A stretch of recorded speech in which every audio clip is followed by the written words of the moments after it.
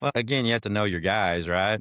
Every team's different, but kids are kids, man. And we think kids, back in the day when I first started coaching, the kids are the same. They all want the same thing. They all want to succeed. They all want to feel loved. They all want to find their place. They all want to, be the best they can be. It's finding that, I guess, the best way to bring that out of them. Some kids, yeah, like Drew Timmy, man, you could get all over him and he was going to respond, but you got to know the dude next to him might not be able to get on to respond if you get on him. So it's again, you got to know your group. Welcome to the JAMODI Podcast. Today we're joined by the head boys basketball coach at JJ Pearce High School, Marc Johnson. Coach Johnson played basketball at Abilene Christian University from 1989 to 1993. He began his head coaching career at Olney High School before moving to Plains High School in 1999, where he guided the program to a regional semifinal appearance. Since taking over in 2002, Coach Johnson has become the winningest coach in program history, leading Pierce to 2 regional quarterfinal appearances while compiling the majority of his remarkable career record of 577 wins and 311 losses. Before we hear from Coach, take a moment to subscribe to our podcast and follow us on social media at JAMODI Podcast.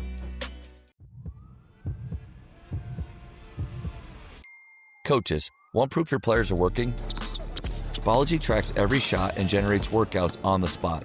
No more guesswork. Train smarter today. Download the free Bology app.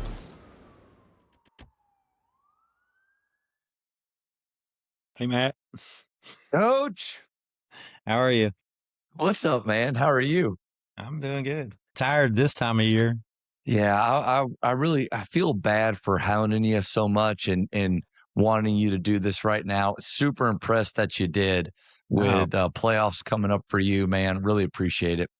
Yeah, I needed a break from the film, man. I firmly believe you can watch too much film. So I'm in that state right now. Well, I don't know if there is a real answer to this or an exact science, but yeah, when do you think you need to maybe take a break or dial it back, or like Right now. how much is so much that right now, how much is so much that maybe you start to overanalyze or possibly second guess or get caught in the weeds?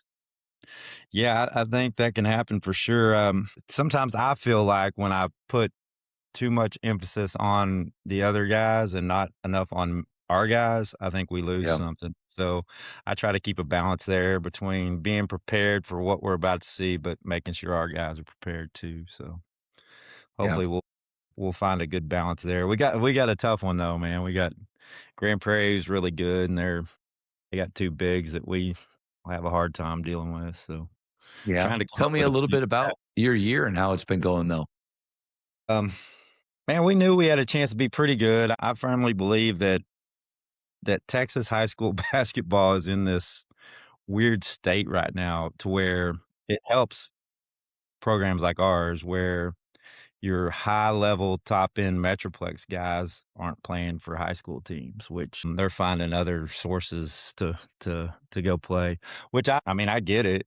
We had one that was supposed to be with us that left and ended up at Mount Verde. So, Mm. um, with our experience that we had 4 or 5 kids that have been on varsity now for this is their 3rd year. We knew we had a chance to be pretty good. Oh, So wow. Yeah. we won a lot of games, won a tournament. We hadn't done that forever, so that was good. And, our district's always tough, but we felt like Yeah. we were as good as anybody in the district. Lake Highlands ended up winning it, but we beat them once, had a chance to beat them twice, and missed some free throws late, which hurt. Ended up tied for 2nd and lost the tiebreaker to Jesuit, but I've been proud of what we put out there this year. You said you have 4 or 5 guys that have been on varsity, been playing for 3 years? I think it's 4. 2 Yeah. of them were starters as sophomores, and that was a rough go. I mean, we had a rough go there for a year or 2, but they gained a ton of experience, and then we Tell had me 2 about more. that, coach. Tell me about those years when they're young and your team just overall doesn't have a lot of experience. How do you help them through that time? Maybe asking a little bit for myself right now.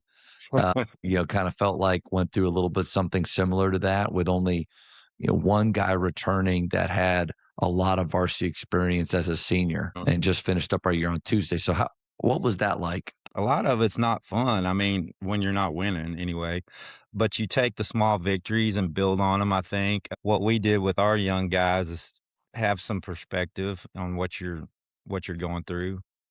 Yeah. And those young guys they're hungry. A lot of times more hungry than the older ones. So Mm. they don't mind getting knocked down a few times. You just have to build them back up. We used practice for build ups because we knew game time would be tough at times. And then we valued the small victories, I guess, which when we'd win a little battle, that was a huge deal. Even though we were losing the war a lot of nights, we were really praising the small battles that we could win. You got to do that, I think, individually with players, kind of sit them down and give them the big vision of what we're preparing for might not happen this year, but hopefully it'll come together for us down the road. I don't think there's an answer for that. I think Well, no, I think you did. I think you nailed it, man. And we did that. And I want to jump in real quick and say that this is just a real honor for me to get to do this with you because, you go back 15 years or so, and I'm a varsity assistant with Wes Watson at McKinney, playing you guys in district, but always had so much respect for you and what you've been able to do with that program, the fact that you've been there that long. So getting to do this for me, man, I don't want to say I'm starstruck, but as a varsity assistant, watching other head coaches, you're like, golly, like, man, could I ever compete against a guy like that and a team like that? And so just to get to do this, it's an honor for me. well, thanks, man. And you learn from one of the best, man.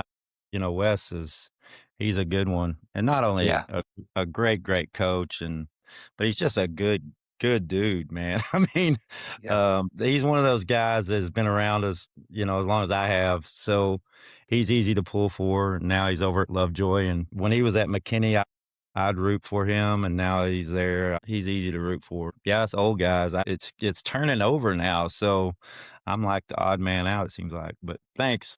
I don't know if we want to go down a rabbit hole, but I didn't anticipate being at Pierce High School for 25 years. It just became home and kind of became my identity. Just who I am, and it's been a great place for me and my family. So stuck I around. love that you went that and down that rabbit hole. Just so you know, anytime you want to go down one, man, let's do it. Because I got these questions and things, but this is more of those are just guidelines for me, and I just like to see kind of where it goes. And because there's some questions on here that Wes Watson for sure wants me to ask a little bit about your workout and things that you do because I was actually talking to him a few days ago and he goes, that guy is still jacked. Like he said that on the phone. I'm on the decline, man. I told my wife the other day, I guess 55 was where the cutoff was because I'm telling you, things have changed. Now you're feeling it at 55. Now you're Yeah, feeling it. yeah, Okay,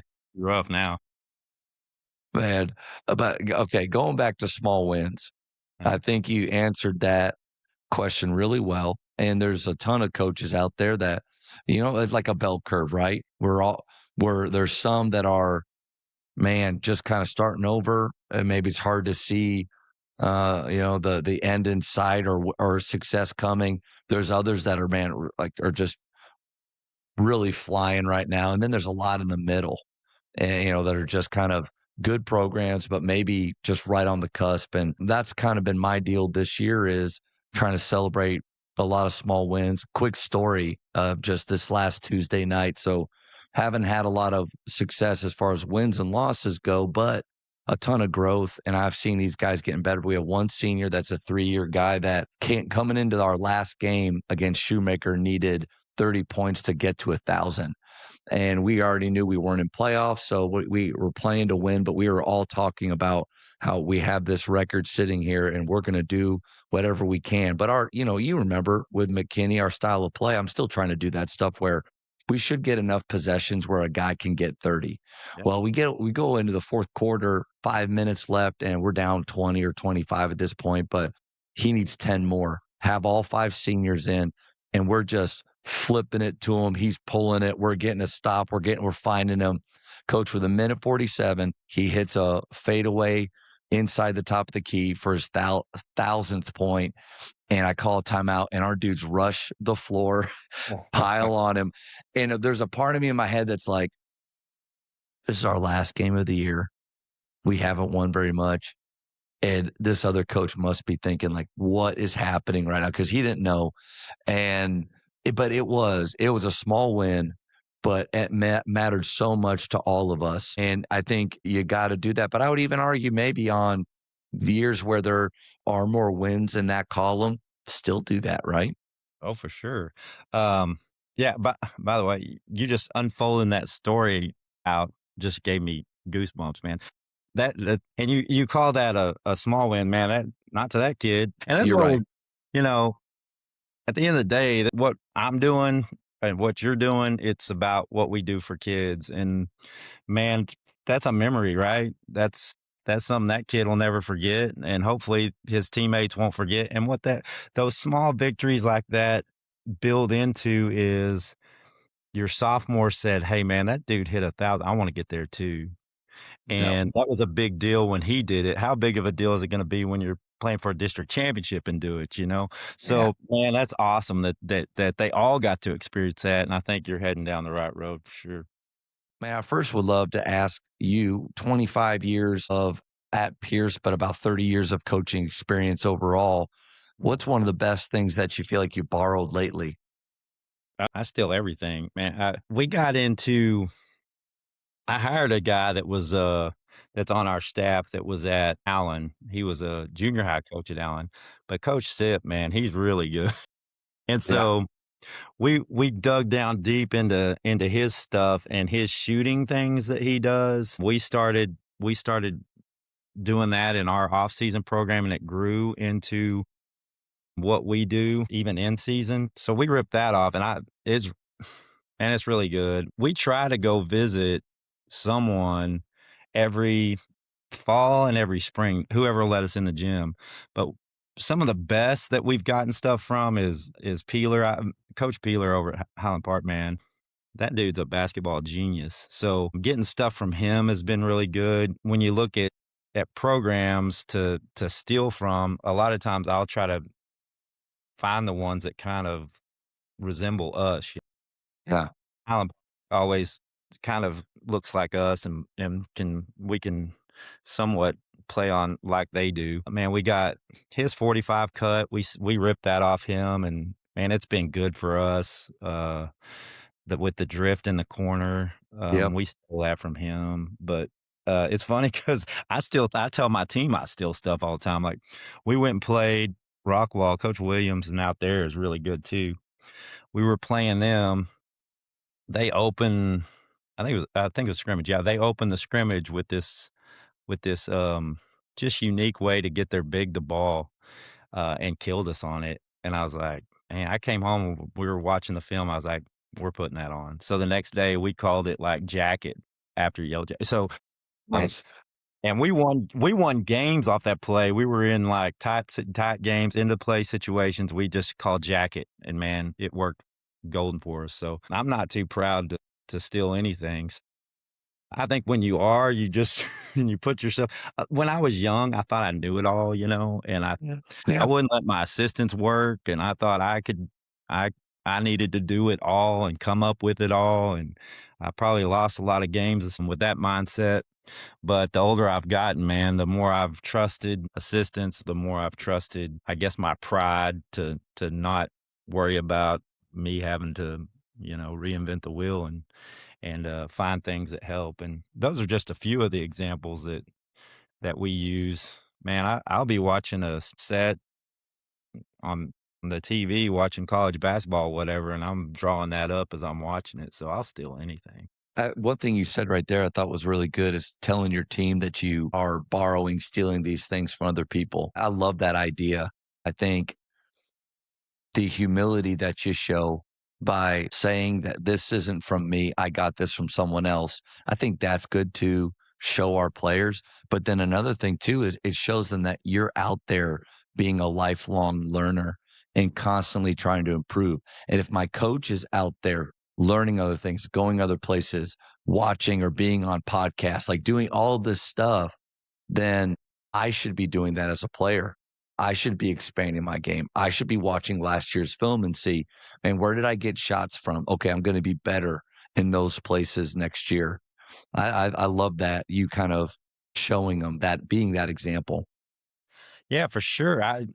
And even I want them to know I'm a person, man. I used to go in after tough losses and beat up my guys for not making plays. But man, there's been times I've had to come in there and say, guys, hey, tonight's on me, man. I wasn't as good as I needed to be. You guys gave great effort.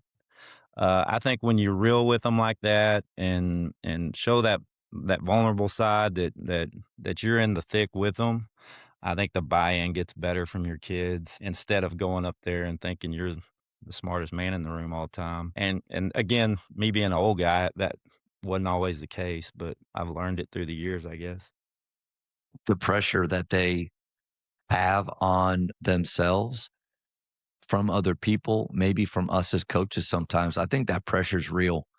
And if those moments where, man, they gave their best, but it just wasn't enough, or if it's true, like we did make the mistake, had the wrong something, a wrong call, wrong whatever, I think taking that pressure off of them at times can help them show up the next day and just to be a little bit better.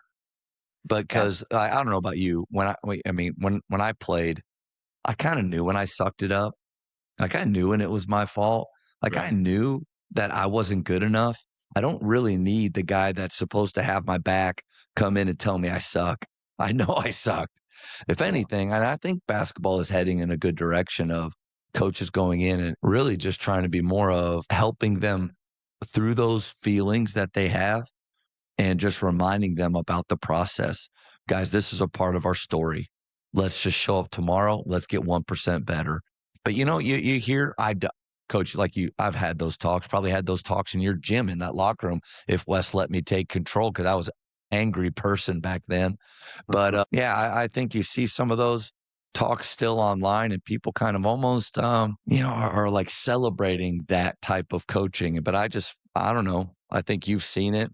I think the opposite's better.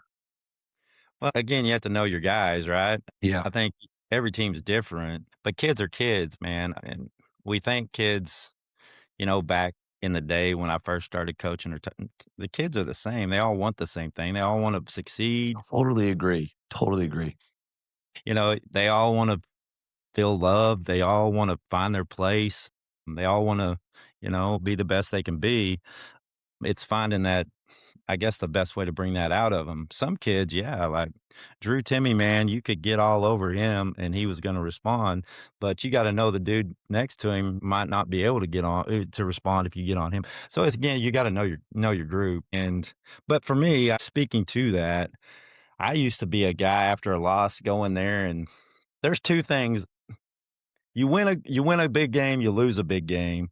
You go in and either one, you're talking to a bunch of kids that if they lost, they're beaten down already. They didn't want to lose. So you're lecturing them, they ain't listening because they're mad they lost. If they won, you're talking to them and they're just excited they won. They ain't listening to you. So what I've learned is in those moments, be short and then, revisit it the next day. Whatever it is you think you need to say that night, and there's some instances where I can't help it. Things need to be said that night, but for the most part, they ain't listening then. Right. After game, that's probably not your best moment, I guess. So the next day during film or practice or whatever, now you probably got their attention a little better, so you can probably get more done. But again, I kind of went down that rabbit hole, I guess. It's But good. um, I guess when for a coach, I think to get the most out of them is it can't be you and them; it's got to be you with them. And when you take some ownership or some blame with it, then you're in the thick with them. If you're saying you guys didn't get it done, which some nights they just don't, right? But that's my fault if they don't get it done, as much as it's them not getting it done. But because I didn't get what I needed out of them.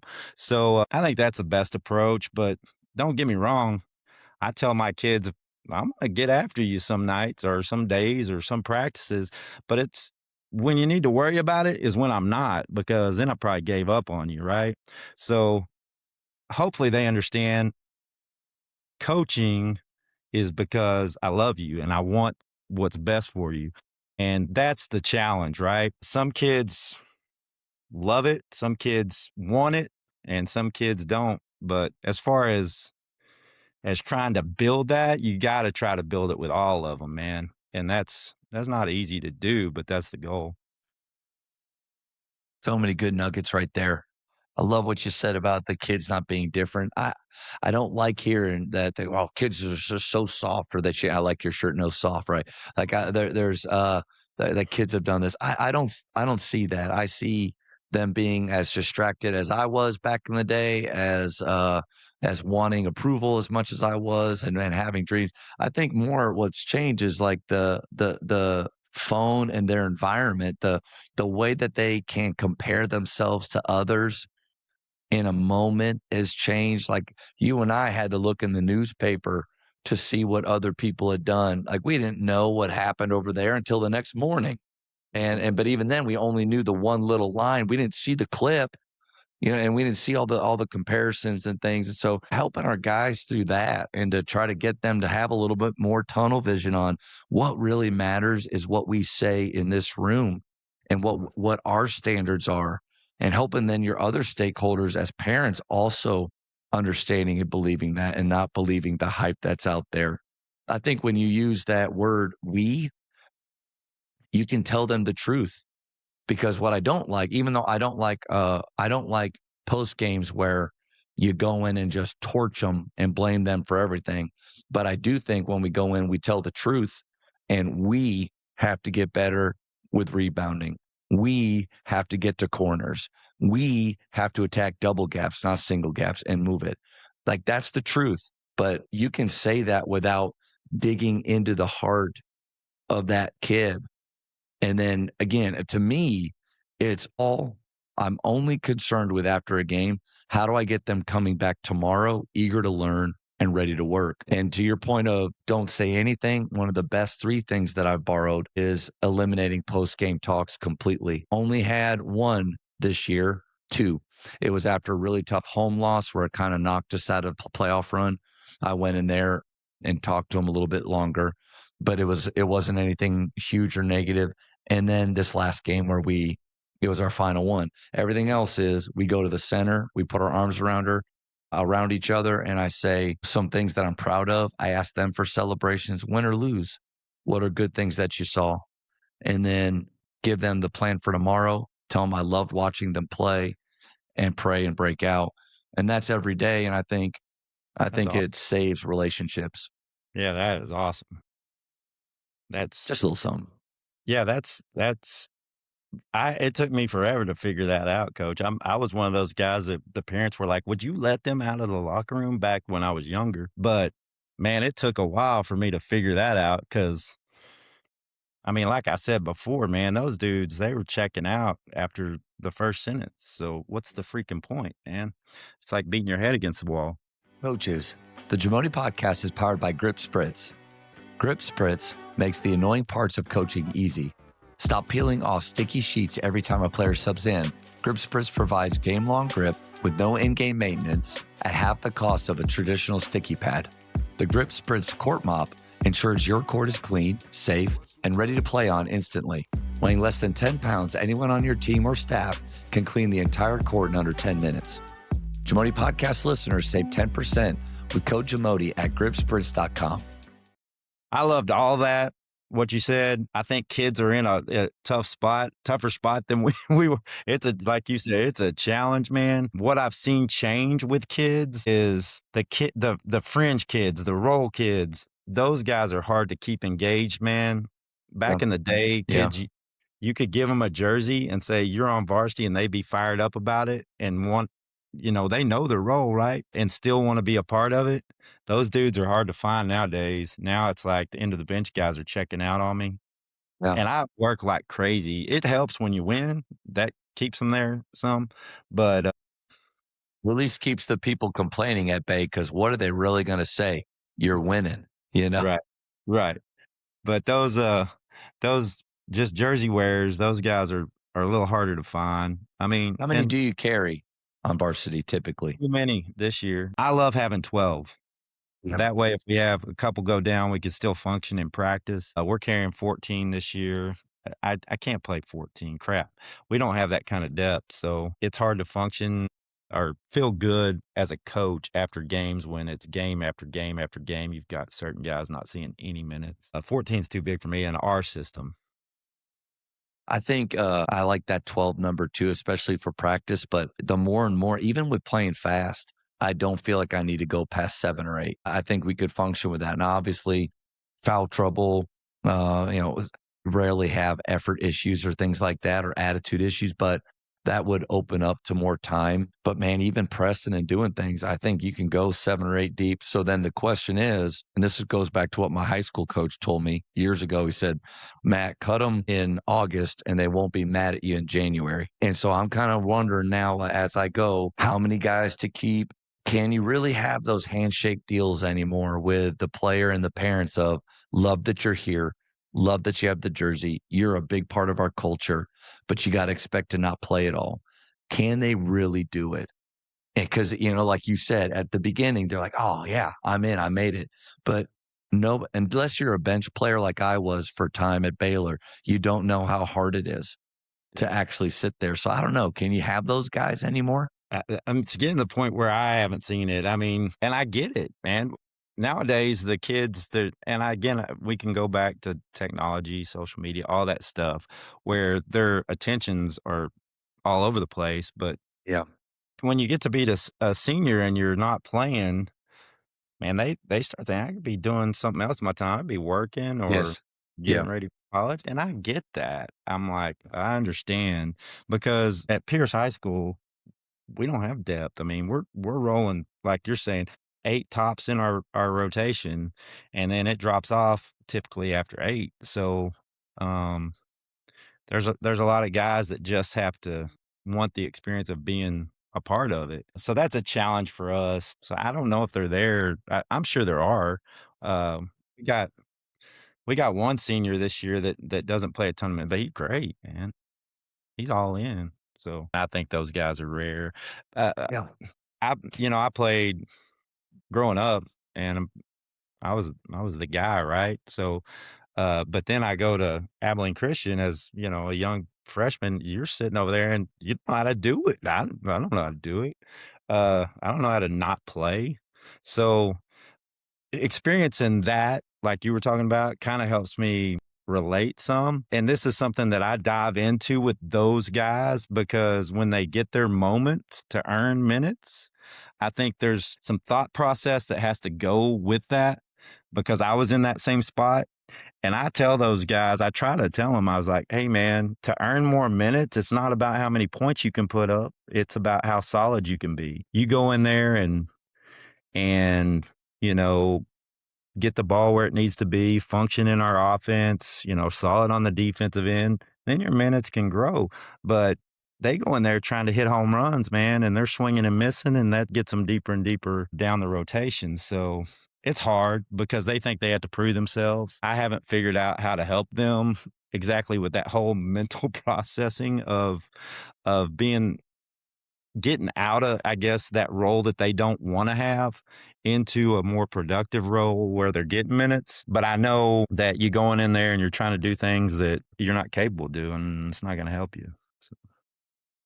I think it was Danny Henderson that talked about before the season started, if he had, especially with like his good Marcus teams, he would have 3 or 4 of those guys. And he told them with it was parents sitting there, you will not play this year. Not like I'll try to get you some, or you can fight for this, but just straight up, you will not play. And so if you can do that, then love to have you. And I do think it's that level of transparency. Now, I don't think I've ever been that direct. Right. I always let people know that playing time isn't guaranteed, and but development time is. And they always kind of look at me like this. You actually develop in practice. You don't develop in games. Games are the recital. A pianist doesn't do a bunch of recitals to become better. They practice for a long time and they have one recital once a month or every 2 months. So I think like that's where I've tried to it's a little bit of, to me, not Jedi mind trick, but more just helping them understand really where development happens. Because they'll say, well, how is he going to develop? He's not on the floor. Don't worry about that. We compete in practice. Ask your son if he's getting reps in practice. And if that's a yes, then he's developing. But man, having those guys at Faith last year, I was blessed to have three seniors that rarely played, but they just loved their teammates. They loved, I never heard from the parents. We did win, which helps. Like you Mhm. said, this Well, year, I had some seniors that time was off and on, but they were so bought into each other that was really lucky, and great parents too. But I do think that's something that everybody, like, we would love to allow 15 to be on the team and everybody gets to be a part of it.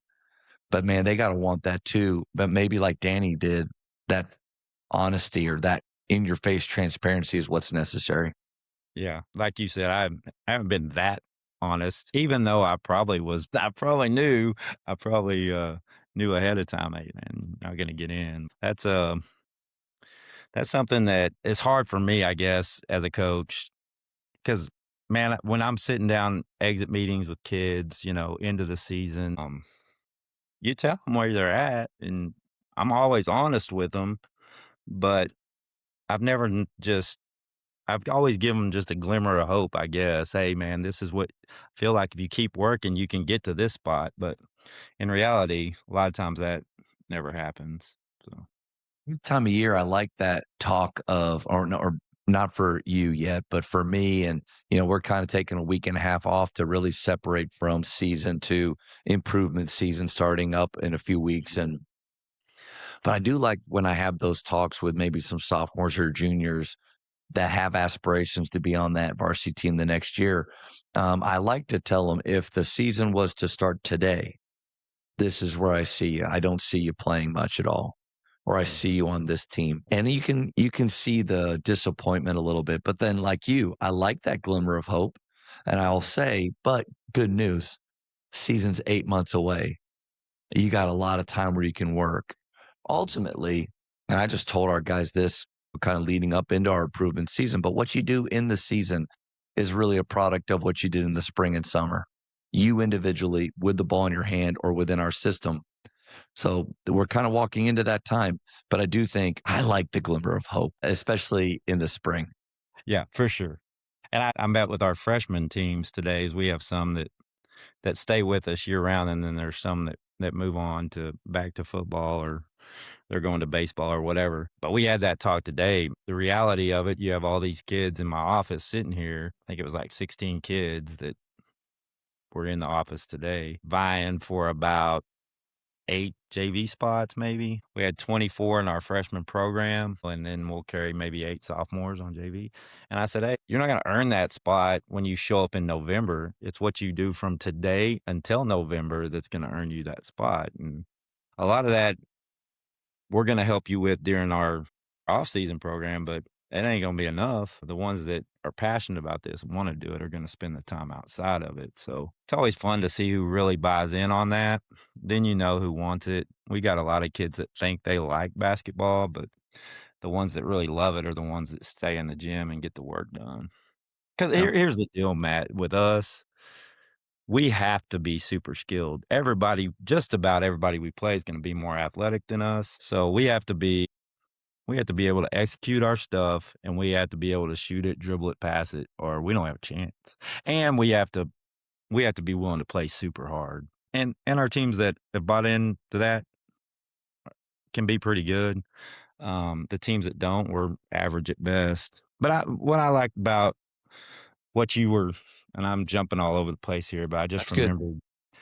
remembered what you talking about your guys that really loved each other. Man, the best teams I've had that.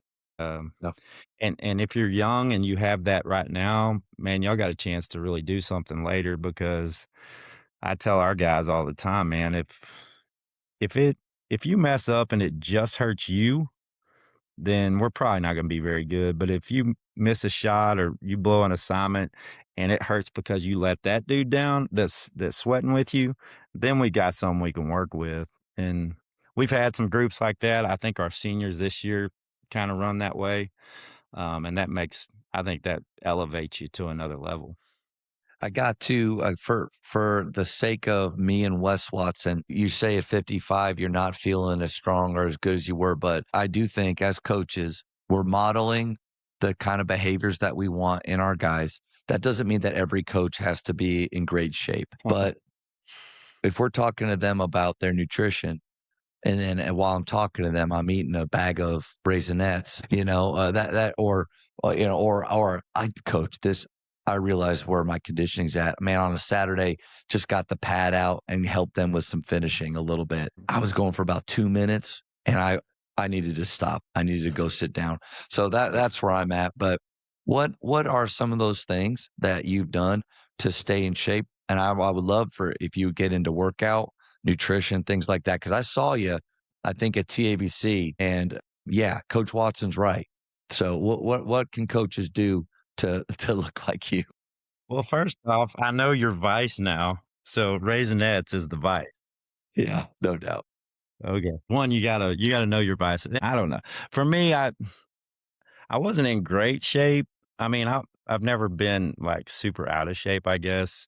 I remember getting through playing college basketball, man. You're like, I don't want to do any of that for a while. So I I would still go play like men's leagues and stuff when I was young. But I remember I'm taking a few years off, man. That was exhausting, right? So but I married a younger girl, so, I gotta keep up with her, so I don't know. When I turned 40, it kinda freaked me out. I was like, "Man, that's in another 40, you're 80, so I gotta make the most of this," right? So, I started running. That was my first vice. I got into running, and I leaned out running, and I would stopped eating. I would eat clean. My advice on to anybody about nutrition, I mean, you can't outwork your diet, man. If Right. you're one to get gains, um, you can work out like crazy, but if you don't change your habits of eating unhealthy, you'll see a little bit of growth, I guess, but you gotta supplement whatever your fitness goals you've gotta align that with your diet or it's not gonna work for you. So, anyways, went through running, started eating clean, and I got real lean, but then I decided, man, my knees were killing me. I was like, I'm just getting in the weight room. So it worked out great because I had some buddies coaching friends, the swim coach here at the time, the volleyball coach at the time. We'd get in the weight room every day. And it was kind of like a brotherhood, right? So kind of like basketball, man. Those are your guys, right? So you get in the gym and do work. Same thing with me in the weight room. So I started lifting and started, making sure I had a lot of protein in me. So I put on some size. I was pretty big at one point. I remember, here's a story for you. When Drew was a senior, Duncanville was in our district, and Peavy, he's pretty jacked too. Yeah. Yeah. So we're playing them at Pierce. The line to get in the gym was all the way down to Coit. It was packed out, and our PA guy was a goofball, man. He was like, "Everybody stick around after the game for the arm wrestling contest between Coach Peavy and Coach Johnson." So he says this like during the middle of the game. I didn't even hear him say it because, man, I'm laser focused during the game. Peavy comes walking across the table and he goes, "I ain't arm wrestling you after the game." And I was like, "What are you talking about?" So after the game, we had like, I was pissed because we ended up losing by, I think, one, cost us the district championship. We had people waiting in the stands for the arm wrestling contest that was supposed to take place. Would have been Anyways, fun to watch. That would have been fun to watch for sure. but back then it was all heavy weight, not many reps, not much cardio. Now I've kind of balanced it out to where, I still, and I don't eat great all the time, but I'll pick a month, and my month's usually April, where I go no carbs and I don't eat sugar, and I'm a pretty disciplined guy. Yeah. When I make up my mind with something, I can usually do it, but I cut out breads. It's hard. It's hard to find stuff that doesn't have carbs. Now I'll eat like vegetable carbs. I'm not crazy about it, but I try to just eliminate breads and pastas, and I'll go some brown rice or something like that. But and then just be sensible, after that, because that 30 days of that, no dairy, no sugar, no alcohol, no carbs. You lean out pretty good. Yeah. That's amazing. I tried the carnivore diet for a while and where, it's just meat, and I leaned up pretty quick. It's the sugar and the carbs thing is what you're getting at, and yeah, that's amazing. Yeah, when I guess when I set my mind to it, I can get that done. But like I said, it sucks and it's not Yeah. fun. So I can Hard to only sustain that. Yeah. yeah. And so when I go back to regular diet, I just I don't eat I don't like fried food, so it doesn't bother me much. I mean, my wife eats terrible, which sucks because she doesn't look like it. But she thinks I'm sexier when I eat like fried food. So I don't know why. I guess it makes her feel better about herself. But she's Yeah.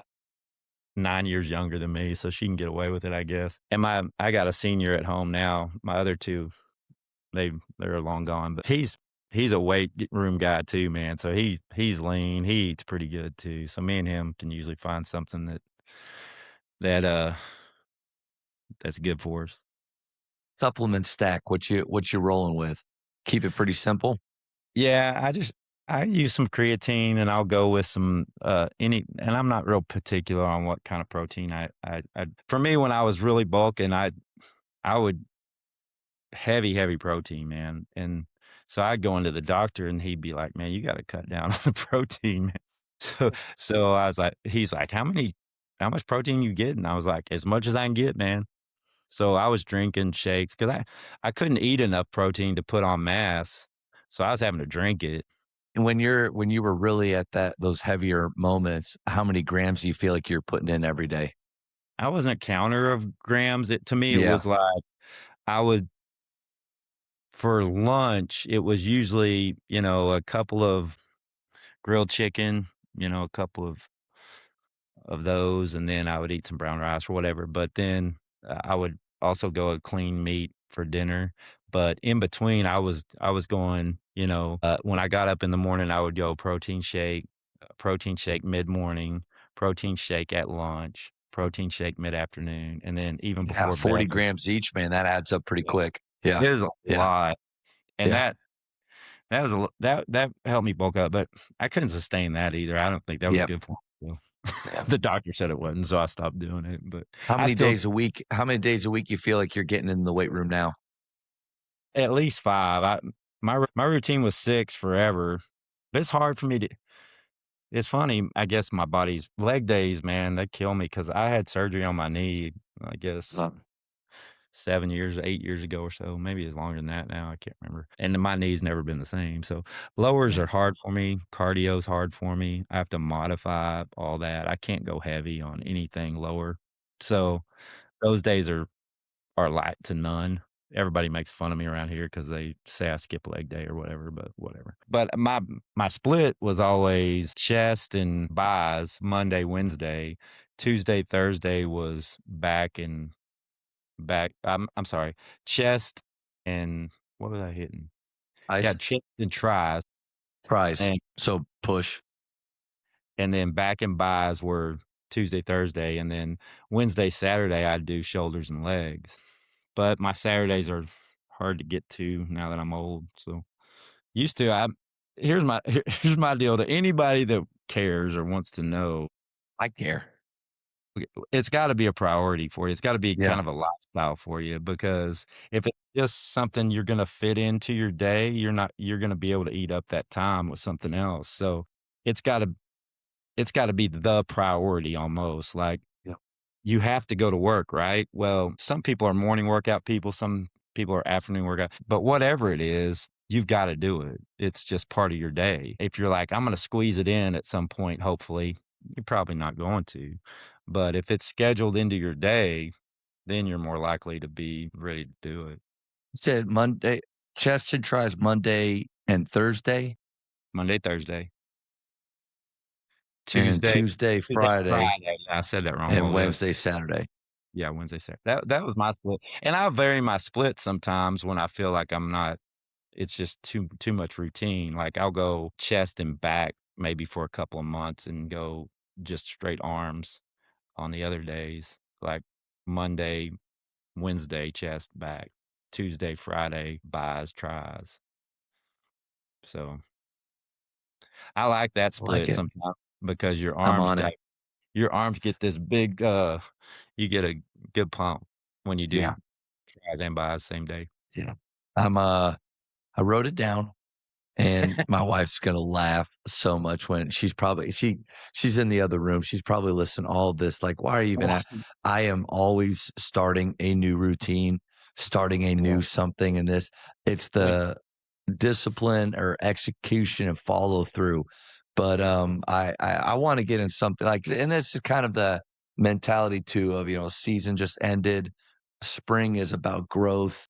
But like you said, though, being at 44 now, I don't want to see myself go like too far. I miss playing, but every time that I would play, even 3-on-3, living up in Dallas Fort Worth, while I was in Highland Park, there's this 3-on-3 game on every Saturday as a Baylor guy, and he's been doing it for 30 years. And I was doing that. I loved it, man. But I kept pulling something. My lower back would go, my shoulder, my calves would pull, and it'd be like, okay, I got to wait 3 weeks, then I go play again. And I'm at the point now where like I want to incline walk or walk outside with my wife and the dogs, but I want to get like a good routine going. And then I love trying supplements out too. And so I'm always like, what's a new stack, new this and that. And if I could just stick with something. But the funny thing, coach, is like with the style of play and my mentality there, I'm super disciplined. Like this is who we are, and we're going to run and gun, even if it doesn't look very good sometimes. This is what we do. But I can't Yeah. get there with my routine. Yeah, it's hard.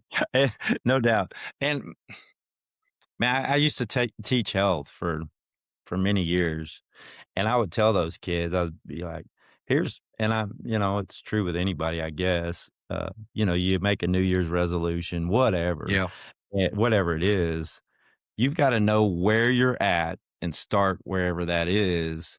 Some people will be like, especially ex-athletes, like guys like us that, hey man, I can go all day. I was a college basketball player, whatever. Well, you got to know where you're at right now. So if you do too much the first day, you ain't going to want to do it the next day. So you have to listen to your body. And to me, it's building as you go and not overdoing because man, if it hurts or it sucks, you're not gonna wanna keep doing it. You gotta Got to be enjoy it. enjoyable. Yeah. Yeah, My big question, I think, is when. Like, because I would imagine a lot of coaches think like, yeah, I'd like to stay in shape during the season, or in the spring and summer, I want to get it. But we all have similar schedules, and the tough thing with high school coaching and teaching is the bell schedule doesn't care about what we've got going on, or when I can't just say I'm going to push my meetings back and I'm going to get something in. So when did you or typically get that in? yeah, like I say, I'm fortunate here, so I build it into my workday, so I'm not taking any family time or Yeah, time away from my wife or whatever. I always have time. Right now, for me, mornings work great, so I get in there during the school day for an hour, get it in, and then I'm ready to do my work the rest of the day. nice. If there's ever a conflict or something, I'll shoot for we don't start school here till 9. We have first block basketball, Yeah, which, you know, we have our guys come in usually 8:30 and practice from 8:30 to 10:15 or whatever, our freshman guys. So, if that's the case, you can always if you're not gonna have time during the day, if there's testing going on where I have to sit in the hall and whatever, you know how testing is. Um, Today we had testing. I had to cover somebody's class 3rd period. So if I know my day's booked, then I'm gonna get up here a little early so I can get that workout in before I do what I gotta do. The JAMODI Podcast is powered by Sideline Interactive. Sideline Interactive is the leading manufacturer for high-quality, innovative scoring tables and LED video display boards that help coaches and schools bring more excitement to fans, create huge fundraising opportunities, and make their jobs easier.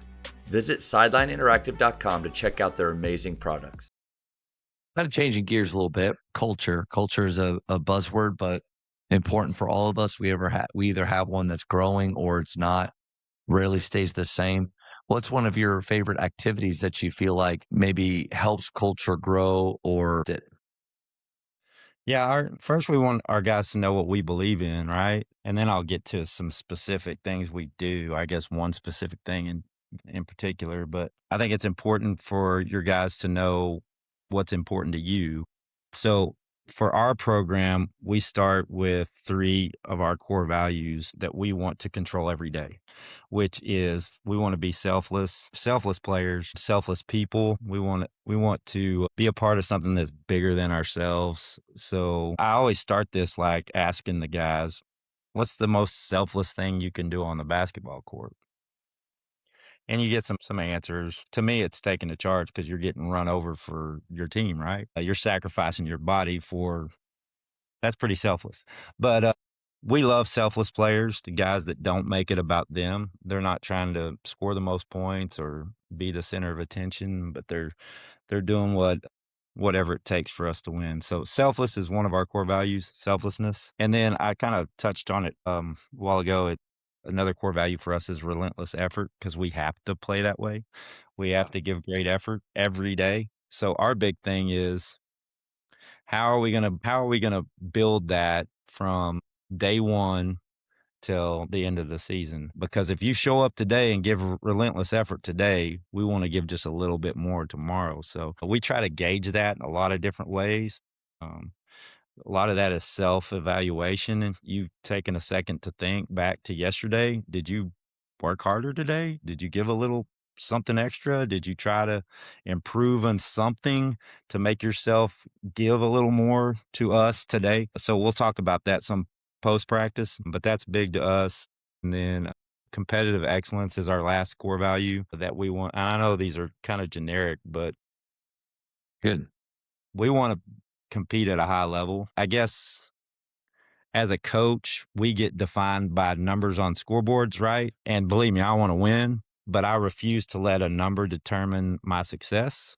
And I tell our guys that too. So it's not just about game days. Competitive excellence is every day. Who you are as a guy, who you are as a man, who you are as a person, how you show up to work every day, how you show up to practice, how you show up to weight sessions, how you show up to film. What's your mentality? Are you competing in everything you do? It's not a switch you turn off and on. We're trying to mold these guys into that's just who you are as a person, right? Because that blends into something that's greater than basketball. That's more important than basketball. That'll be useful when you're through with high school. So those three things are huge to us. We hope that creates this dynamic of a family, which is the top of our pillar of our core values. And one thing that we do, getting back to your original question there, is we started this years ago. We always go down to forever. We've been going down to the Texas Invitational in Pasadena. And we started this down there where we always went down on Wednesday night. We'd do a practice down there and then play the next Thursday, Friday, Saturday. But on Wednesday night, we would have one senior talk about what Pierce basketball means to me. And it gives them a voice to talk about the senior, whoever that is that time. We'd do one Wednesday night, we'd do one Thursday night. And then when we get home, like we have one Saturday, we have two seniors. We have a lot of seniors this year. We have two seniors talking this Saturday about what Pierce basketball means to them. Some of those are really impactful. Some of those are just is what it is. But when you get the ones that are really impactful, it can make a big difference in perspective of your year. It helps me as their coach to hear what they have to say. I think it brings our team closer together. It gives our younger guys a vision sometimes of what they might want to be down the road. But that's been meaningful for our program to build the culture that we're trying to build. A lot of them will talk about how much our brotherhood, I guess, means to them. Not just playing basketball, but just the connection they have on and off the floor, the memories that are made through the game of basketball and the relationships that are formed. And then sometimes it can get really, really meaningful when you've had guys that have gone through some things that aren't easy to go through. And then they're sharing that and how much Pierce basketball has helped them get through those moments. That that's way more important than a number on the scoreboard to me. Appreciate you sharing all that. And I think the 3 pillars, what I like about them is you kind of said it too. We want selfless, not just players, but people. We want relentless effort, but not just players as a person. Like that's just a great habit to have. And then competitive excellence, but not just on the floor, but off. And when our pillars, I think, really connect to them as people, it's even easier for them to buy into culture. If culture is about your style of play, Midway, we run and gun and have fun. Well, okay, that's great. They'll do it, but what does that mean for them in 10 years? Like, how does that actually help their life, help them as a spouse, help them as an employee? So I love that. And then that question, what does Midway basketball mean to me? So I borrowed this from TJ Rosine. He has different themes, and these are just little quick hitters because culture isn't just one activity, like you said. It's not just one quote every day. It's all of the little things that we do again and again and again. And so he has these like Tough Tuesday, get with a partner, share something tough. Wisdom Wednesday, we've kind of adapted it to a person says a quote, but then he does it in a way that has conviction and enthusiasm to where like all the guys you can see this like the videos of them. It's really funny, but everybody gets hyped and cheers and almost lifts him off the ground after he's done. And so they do that. And then it's Thankful Thursday. We get in small circles and just something we're thankful for. And then Fun Friday is shooting games. But Monday, Coach, I've been struggling to find something that we can do. And I thought my commitment Mondays, okay, get with a person and say something that you're committed to bringing today. That's good. But Coach, Midway Mondays, that's it, man. Like you There you just go. did it. And that's what I love about getting to do this is been a lot of gold on this talk. And I got my workout plan for next week from this talk and all these things. But there's usually more than one thing, but one that's really impacts me. And that's something I think we can start this spring is Cool. having guys now after we've had one season. We haven't had a full calendar year, but one season. You guys have been all these players, Coach, have been a part of this program longer than me. So what does it mean to you? And when you get to that, then you can start to really access like knowing their aspirations. Okay. And then it ties into all of the things. Man, you said that's what it means to you. Awesome. Let's check our competitive excellence today and see how that lines up. I love it, man. Good. Yeah, going back to something you stole. I stole this from I don't even remember who it was. I'm on the committee. I actually run the committee for the TABC Coach Coleman Coach of the Year Award. Nice. And so I get all these emails from nominations and they nominate people and kind of tell what they do. What they Well, do. Nice. this was a nomination. I was reading this and I was like, whoa, this is awesome.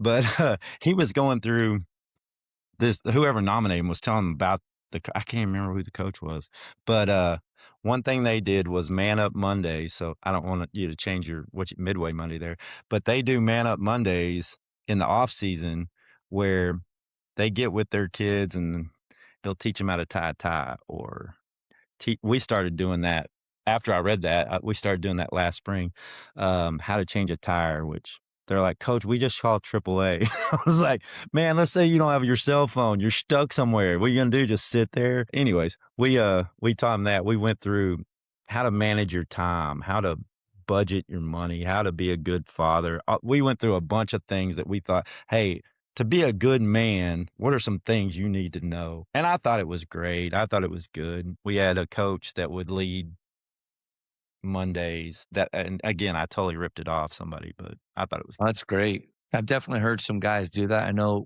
Coach Schaefer at Lake Travis does something very similar to that. You can watch a lot of those videos that he posts of it, but anything that man connects makes because we coach we say this all the time. Our program is more than basketball. It's about more than basketball.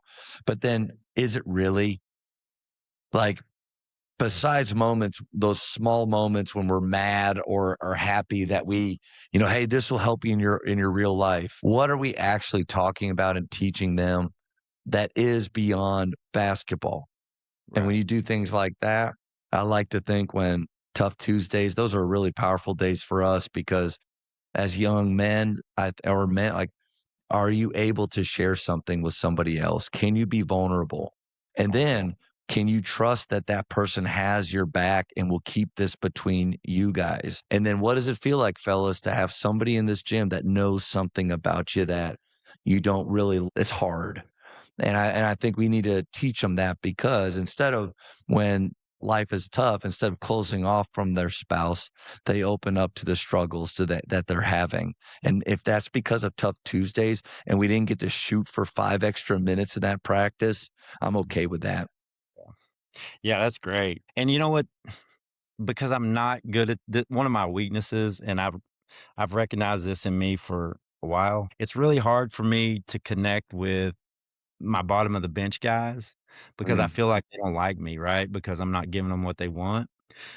Those moments like that when they're sharing that stuff and you're giving them a platform to speak, that helps me so much because now I have something that I can talk to them about. Before Man, that, I don't know what to even say to this kid. I just know he's mad he's not playing. He knows that I'm the reason why he's not playing. So how can I connect with him? So having moments where I think I went through years of coaching where I did all the talking, man. There wasn't another voice in the room. Yep. And since I've opened up the room to have some voice from outside of me, I think it's brought our teams closer together. It's allowed me to connect better with kids that I wasn't connecting with before that. So that's some really good stuff. I'm gonna steal that from you too. So that's good. really a great point though about, I always try to think, like, what are ways to gauge that your culture's in a great place? And it's really hard because it's kind of one of those things where you can see it, you can feel it, but how do you really, like, how do you chart it? Like, how there's no numbers really behind it. And because we had, I would say, coach, I think a solid coach culture this year, really pleased with how they showed up every day. But the numbers, that you and I are judged by did not follow it. So that's Yeah. possible. It's also possible, I think, to win and not have a very good culture. But, Sure. and maybe those guys like you that have sustained success, throughout different groups here and there, not just we got a couple good players and we're really good at you've been good a bunch of years with a lot of different players. It's probably because you have good talent, but then you also have something special going on. But going back to my point of, like, what's a good marker? So we do another little thing. I've talked about this before, but it's an IUE talk. And I like to do it once every 2 or 3 weeks in season. If things I feel like are tough right now, it's definitely one that I'll pull out on a Saturday. Takes 15 to 20 minutes, but get in a circle. They celebrate one thing that they're proud of themselves, the I. And sometimes that's hard. I mean, it's even hard for me. I try to think, like, what do I say that doesn't, it's not braggy? Like, I'm so proud of how I'm coaching you guys. Like, yeah. So I always try to go to something about scheduling. I'm proud of the fact that our JV blue team has 18 games this year and 2 tournaments, when last year they had 6. Like, I'm proud of that. And so, Great job. and then the U is something that they're really appreciate about a teammate. And they're kind of sitting there listening to everybody. And the goal is to think of who hasn't been talked about yet and be thinking about them. And so, man, I love to hear what they think about each other. And then the we is the, what do we appreciate about our team? What are good things that we're doing together? But the sign of good culture is when in the I, guys can openly talk about their frustration with lack of playing time, but then they bring it around to, but I'm still showing up and I'm still working hard. And we had that a couple times this year where a senior would say, it's been hard not playing a lot, but I'm working and I'm being a great teammate and I'm bringing energy and I'm like, and I listen to him and I'm thinking, oh man, I love that about him. Like, I love that. But I think that needs to be more of a maybe a little bit of a metric that, like, I know these guys are struggling with their lack of time. Do they feel comfortable enough to talk about that? And like they know that I'm not gonna come and be like, "Hey, how about you not do that?" Complain about that, because I've allowed them to talk about that with me, in their tough Tuesdays, they're talking about it. So why not? Especially if they see growth from it. And then you get to the U where a guy says, hey, you know what? I want to celebrate him. Hasn't been playing a ton, but man, he's bringing it That's like huge. that's it. And I kind of took this talk maybe to kind of help me see that like I want to create an environment where guys can talk like that, but not complain and just, piss and moan about it and like this sucks. I'm proud of that. I'm not playing and I hate this. No, like no, what are you doing in spite of that? So Right. just a little something. Yeah, that's huge. Man, as you were saying that, I was trying to picture what some of my guys would say in that moment, and, we might need to do that. That's good stuff. IUE, man. TJ Rosine, again, from Emmanuel. He's a PGC guy. I've Yep. borrowed so much stuff from him that he'd probably come to one of our practices and be like, okay, like what's happening here? This is just what I do. I think he's a master of celebrating culture moments and when they happen, like right stopping practice to celebrate when he sees something. I don't know if I did that enough this year, but it's good to do. Yeah. Yeah, and I guess when I was young and I became a head coach early. I was 20. It was at small schools, but I was 25, I guess, as a head Wow. coach. Yeah. And you think coaching basketball is, coaching practice. Oh, no, I mean, and then X's and O's, man. You got to drill the X's and O's, and spent no time investing into kids almost as a young coach because you think coaching basketball is just trying to put the ball into the basket and keep the other team from doing it. But man, all this stuff is what I've grown into.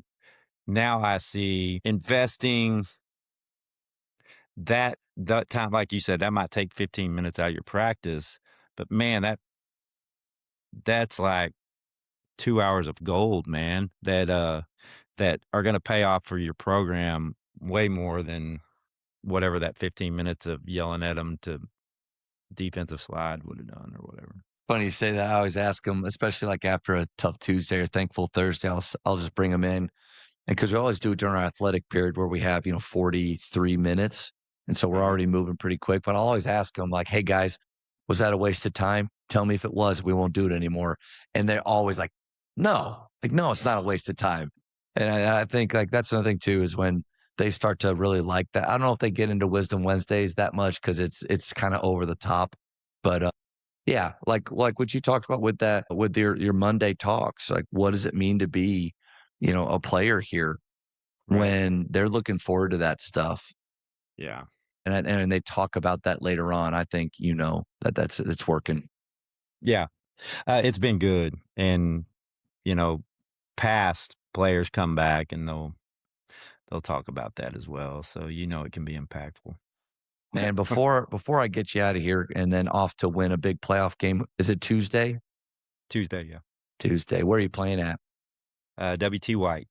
Nice, nice. Mhm. Before you go and win that game, let me get this. This is so many coaches know you. This is the speed round. Quick questions. First thing that pops in your head. Favorite ice cream flavor. Oof, a chocolate almond. Now, are you a big ice cream fan? I know you're disciplined, but Yeah, I love ice cream. I try not to eat it, but when I eat it, I have to throw the almonds in because there's a little bit of protein in there with it. there you go. This is healthy now. Yeah. That's right. It's got an Um, almond. that's right. Greatest shooter of all time. Oh, Steph's gotta be, right? I don't know. I was a big Larry Bird guy. Let me see if I got Larry over, let's see, right there's his jersey, and then I've got him up Yeah. there at the top up there too. So I was a diehard Larry guy, but Larry couldn't shoot like Steph. You know what I saw the other day I thought was interesting is like so when people are talking about the GOAT, which is my last question I'll ask you. When people are talking about the GOAT, and they bring up LeBron, they talk about all the numbers that he's done and because of his longevity and things, like an incredible career. But then they kind of this guy for the first time said, "See, we need to end this. It's about the numbers thing because there's a graphic of Draymond Green has made in his career 800 and something threes, and Larry Bird made 637. And so he was saying, "Are you telling me that Draymond Green's a better shooter than Larry Bird?" And of course not. He's just Yeah. shot more and done it longer. So there's Yeah. that interesting little thing about the GOAT. But yeah, hard to go past Steph for sure. Man, he changed the game. Yeah, He killed no Drew doubt. Timme's, draft stock. So true. Man, would love to ask you because I watched him a little bit in high school. Always appreciated him at Gonzaga. As a Baylor fan, watching that championship game, that was, but that team, I really thought, I told my wife when we were watching, I said, I'm not comfortable with this lead that we have at halftime. I think they're too good. They're going to storm back and we're going to be looking over our shoulder, at this lead we had as it dwindles. But man, we kept that thing. But yeah, The what guard was play that? for Baylor was unbelievably physical too. Not With only could they the way they yeah, guarded, but then all had offensive firepower too, incredible mix. right, impressive. How was that for him going through that process of being such a decorated college player but taking a little while to find his way? Yeah, I took some ownership of that for him. I was like, "Drew, man, sorry. I mean, we never even dreamed of you going out and working on your perimeter game, right?" Because he Yeah. was so I mean, we knew if we could get him the ball on the block, it was a bucket, so and then, Few the same way at Gonzaga, he wasn't gonna have him out there shooting threes because he could dominate the paint. So fundamental. Yeah. So, you fast forward to trying to now make the league and knowing that they don't play that type of it's a different game, man. Steph created a whole different version of what basketball was. You don't post up, man. So, he's worked his tail off. He was just in the gym up here yesterday because they were on All-Star break. We had a big deal Cool. for him. He made the JJ Pearce Hall of Fame or whatever, Hall of Honor, Athletics Hall of Honor, and then we retired his jersey our last home game here. Um, so it's good having him in town, but that dude works his tail off. He comes in and me and him will work for an hour, hour and a half, then he'll go to do some training, work on his body, lift, whatever he's got to do. But his shot is so much better. I mean, the other day we were just shooting threes. I think he hit like 18 in a row, which that's not Steph. Crazy how good they are, right? Like even dudes that are struggling to find a place, they're so talented. Yeah, if ever you get to go to an NBA game early and watch guys train or shoot, they don't miss a lot. I know, and he's growing into being Yeah. able to do that. And to me, I was telling him, I said that just opens up because I think he can totally do what he did in college, some in the NBA, but being able just to get on the floor, you have to be able to stretch the defense at his size anyway. But what's funny is you got Duran the other day that was playing in the All-Star game from Memphis during now that dude's a mountain man. He's a beast, right? Yeah. But one of my favorite college games of Drew was that second round playoff game in Portland. Summer and I were at that game, where they were playing Memphis. They were shook at half. Well, that's where this shirt comes from. No soft guys, was the interview after that. But he comes out in the second half and just dominates. I think he put up like 27 in the second half, and they end up winning by, I don't know, 6 or 8 or something on Durant. And so he's in town over the All-Star break and watching that kid play in the All-Star game, and I'm like, "Drew, you killed that guy in college." He goes, "Yeah, coach. I don't know. I don't know." So, that it's because all these like the dude that's with the Cavs that was USC guy, he has a brother, I forgot the name, wore him out in college. I mean, there's so many guys that are big time players in the NBA Yeah. that Drew put up, like, big time numbers on, but not a fit in the NBA. It's really frustrating for him, but what's amazing to me about Drew is he's like, "All right, screw it. I'll just figure out how to get on the way you want me to play. I'll figure it out." And so he's gradually working himself into that. Man, when he was I guess when he first got on with the Lakers, and right now he's shooting over 40% from the 3 for them. Awesome. He's not getting a ton of opportunities, but Yeah. when they put him in there, he's knocking down a pretty good clip. The top 3 dinner guests, any time period, can be outside of sports. Top 3 well, Summer Rae, that's my wife for sure, number 1. Nice. Right, Good Rae? one. Besides that, man, Jesus would be on there for sure for Let's me. take him off the table. Let's just say we already had our meal with him, and then who are the other 2? Okay. So Summer would be there. Yep. Larry Bird, man, that's my guy. Nice. So LB would be on there. The 3rd, I would like to sit down and probably have a visit. I don't wanna let's see, probably with JFK, man, I wouldn't mind talking with him. It's a good one. It's a good one. Best basketball movie of all time. I grew up on Hoosiers, man, so Hoosiers is mine. I used to watch that over and over and over as a kid. Summer hates it. She thinks it's boring, but I'll still watch it today if it comes I on. mean, the basketball in it's not great, but the story, the soundtrack to it, the score, that music, if that comes on, like, I just need to find a hoop. Like, I'm Yeah. ready to go practice. Let's see, for high school, shot clock or no shot clock? Oh, for sure, shot clock. I don't understand, and don't get me on the soapbox. I'm sure there's people out there that don't want it, but my gosh, are we gonna be the only ones that we're playing a different game, man? Yeah. It's like And like you everybody said, the else. basketball's good too. Yeah. Yeah. I mean, colleges is the NBA's that, other high school states are using it. I mean, and I used to think it was an advantage that lesser athletic teams could take advantage of because maybe you could control tempo or whatever. But then I played Skyline. They were in my district and they would hold the ball out, and there wasn't anything we could do. It was like if you were down going in the 4th, forget it. It's over because we can't go chase them. Yeah. And when we wouldn't chase them, they would get a dunk. And so we were at their mercy. And I was like, so we would mix in zones and we run man, but we'd run zones too. But forget zone without a shot clock. You have to reinvent the wheel now. If you're a zone guy and you're losing in the 4th, you better have a plan because now you've got to be somebody else that you aren't. Right. So Yeah. I don't get it. I don't yeah, maybe it costs a few bucks to put up a stupid shot clock and have somebody else run it, but if we're doing what's best for kids, then let's make basketball basketball. And right now that is basketball. It's like saying we don't want the 3-point line. That's not basketball anymore. 3-point. Everybody was when I was a kid, we didn't have my junior year of high school, no 3-point line. And you should have heard the old heads talking about if they go 3-point line, I'm done with basketball. Well, the next year we had basketball. I mean, you can't imagine basketball without a 3-point line, right?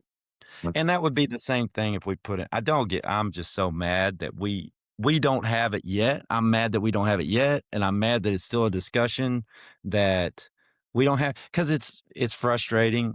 Maybe it's because it hurts my program because I know I tell my guys sometimes, "Hey, guys, this has gotta be a close game going in the 4th or we're in trouble." So if we're down going the 4th, we've got to foul or we got to now start trying to trap or do something different, which that's how it's been forever. I get it. But I mean, we Yeah, could still be that's a us. part of the argument that I don't think is talked about a lot is because everybody talks about, well, the more athletic teams or the better teams have the advantage. Well, maybe, but what if you keep it close throughout the game? What if you're playing out of your mind and you got a shot at it with it's a 6-point game with 3 minutes left? Well, the good news is with the shot clock, they have to keep playing. They have to keep shooting because Right. without one, even for me, we don't ever hold the ball except with 2 minutes left. If we're up 8 or less, then we're going to go Mhm. delay and we're going to make free throws in theory. So I think I'm all for it. And you know what? I think this is the other frustrating thing for me is there is a classification in Texas that has one now, SPC. Oh, They're yeah. on their 3rd year of the shot clock. Yeah. Why haven't we looked at that and seen, oh, wow, they do it? You know what? Like at Cistercian, when I was at Faith, we'd go to play at the Cistercian tournament and they had the shot clock, loved it, saw it, maybe heard it, maybe buzzed 2 or 3 times in a game. Rarely Yeah. saw it happen, but one person was running the clock and the shot clock at the same time on the same scoreboard. Just click, Mhm. click, click, click. Like So we don't No even need problem. another person. It should happen. But we played, I think it was back when Drew was we were in the Cowtown tip-off in, Crowley, North Crowley, and they piloted the shot clock. So I think we played a couple of games with the shot clock that year. You know how many times the shot clock came into play in those 2 games? Maybe once or twice. That's it. Yep. It was a 35-second shot clock, and but what I liked about it is, man, now a whole different element of end of quarters, you can play 2 for 1. It's just Yeah. what basketball is now, Yeah. and we don't get to play it because we've got guys and I get it, Texas is a big state, we have a lot of small schools. If they don't want it, they don't want it, but, hey, basketball, we should have a shot clock. No doubt. No doubt. All right, got 2 more for you. In basketball, who's the GOAT as a player? And there's a lot, right? To me, it's semantics, but there's nobody like Jordan. I mean, the mindset that he Yeah. had of how to win at basketball, I think Kobe had that too, but Kobe probably had a lot more competition, I guess, to not allow as much success as Jordan had maybe. I don't know, but Jordan was a freaking killer from what I could tell. There are very few guys that I think had that type of mentality and that type of skill and whatever to go with it, that I just think he's the best to ever put it all out there with it, I guess. I don't know. LeBron is probably the most physical specimen of a player that Nothing like him. Yeah. around, and he's still amazing because I watch the Lakers all the time now that Drew's with the Lakers. I don't miss a Laker game. And man, even now, he shoots some stuff that I'm like, how in the world does that 41-year-old make that stuff? But he's a And if freak. his shoulder hits a guy, they're still moving. Like they're not. Yeah. So that dude is incredible to do it Yeah. as long as he had. But I don't think and I'm nothing against him, but I don't think he had the killer instinct. Jordan He was going to lose. defers. In big Yeah. moments in his career, you can see he defers to other guys where Jordan may Hey, pass to another guy, but he creates that whole thing. And unless it's a triple or double team, he's not getting rid of it. I saw him get rid of the ball in multiple playoff games where I thought, that's yeah. you. Like, that's your time. No double, gap to your right. Why are you one more in it right there? Like, I always thought that. No, he deferred too much. But last one, coach, and this is with all of the experience that you've had in coaching. If this was your last year, what would you do more of? Clarify that a little bit for me. If this was your last year of coaching, if you knew that, what would you do more of? Man, enjoy just the time with my guys. And I do, I guess, because this group I have this year is so fun to coach. I guess be present in the moment more with them instead of worrying about, like I said before, because it's just natural for us to worry about that number on the scoreboard being bigger than the other one. Maybe less of that and just enjoy the guys. I love this team that I've got this year, and I know we'll be rebuilding. I mean, I got a really good sophomore and my couple of good sophomores really, but this group's special. So just enjoying the moments, I guess, more and stop That's worrying it. about. Yeah. Coach, this was awesome, man. I've been looking forward to having this time with you and holding you captive for an hour and a half. And I know I'm a couple hours south, but ever up Yeah. in Dallas, Fort Worth, would love to get to meet with you and pick your brain on some things. And so thank you so much for giving up your time. This was awesome. Well, hey man, thanks for what you're doing. I mean, I love what you do for basketball. I read your book too. There's a lot about you it's really, really cool. But I love how you love basketball. I love how you promote basketball. It is really, really good for our game. It's a breath of fresh air. So I appreciate all you do. Yeah. Thanks for that. Good luck this Tuesday. Hey, we're gonna need it. Coaches and athletic directors, Scoreboard Media is partnering with schools across the country to upgrade facilities, increase funding, and create meaningful student engagement through fully funded LED digital scoreboards. Now with custom score tables installed in just weeks, you can elevate your gym even faster at no cost. With a fully managed sponsorship program, your school receives consistent funding that goes directly to your students and programs. The result? Upgraded facilities, stronger school pride, and deeper connections with your community. Powered by Scoreboard Media. Email info@scoreboardmedia.com to get started. Thank you for checking out today's episode. Please take a moment to subscribe to this podcast, share it with your fellow coaches, and find us on social media for what's coming up next on the JAMODI Podcast. It's just a matter of doing it.